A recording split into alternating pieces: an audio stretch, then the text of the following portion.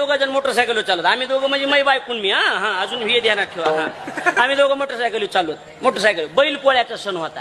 बैलच सजविलेले आमच्या बायकून बघितले, मला म्हणते काय आज? म्हणलं आज पोळा. हो. माय म्हणली काय असतं? म्हणलं बैलाचा सण. माय म्हणली बैलाली सण असतो, म्हशीली सण नसतो का?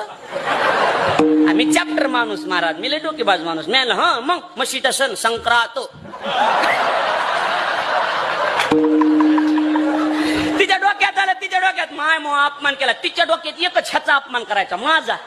12 गावचं पाणी पिणारे जाते, अपमान होत असतो का माझा? माझा अपमान करा, पण केला ना महाराज. जरा पुढे गेले, गाढव दिसली. गाढव बघितले की आमची बायको मला म्हणते तुमचा पाहुणा.